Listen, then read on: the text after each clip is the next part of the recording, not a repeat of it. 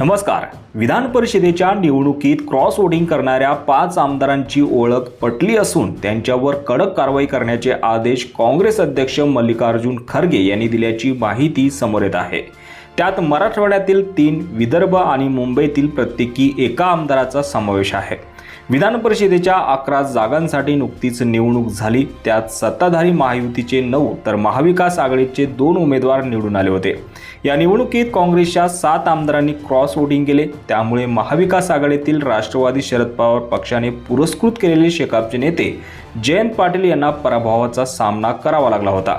Cross voting करणाऱ्या आमदारांबाबत कडक पाऊल उचलण्याची मागणी होत होती. 2019च्या राज्यसभा निवडणुकीवेळीही काँग्रेसच्या आमदारांनी क्रॉस वोटिंग केलं होतं, पण त्यावेळी क्रॉस वोटिंग करणाऱ्या आमदारांवर कोणतीही कारवाई केली नव्हती. त्यामुळे विधान परिषद निवडणुकीत क्रॉस वोटिंग करण्याचं धाडस आमदारांनी केल्याचं बोललं जात होतं. त्यामुळे क्रॉस वोटिंग करणाऱ्या आमदारांची नावे प्रदेश काँग्रेसनं केंद्रीय नेतृत्वाकडे पाठवली होती. यातच आता आमदारांवर कडक कारवाई करण्याचे निर्देश अध्यक्ष मल्लिकार्जुन खरगे यांनी दिले आहेत. यात जिशान सिद्दकी, सुलभा खोडके, हिरामन खोसकर, जितेश अंतापूरकर, मोहन हंबर्डे या आमदारांवर क्रॉस वोटिंग प्रकरणी कारवाई होण्याची शक्यता आहे. तसेच 2 आमदारांबाबत पुन्हा चौकशी करून निर्णय घेतला जाऊ शकतो. यावर तुम्हाला काय वाटतं? तुमची प्रतिक्रिया कमेंट बॉक्समध्ये नक्की कळवा. आणि असेच राजकीय घडामोडी पाहण्यासाठी चॅनलवर नवीन असाल तर सबस्क्राईब करून बेल आयकॉन दाबण्यास विसरू नका. धन्यवाद.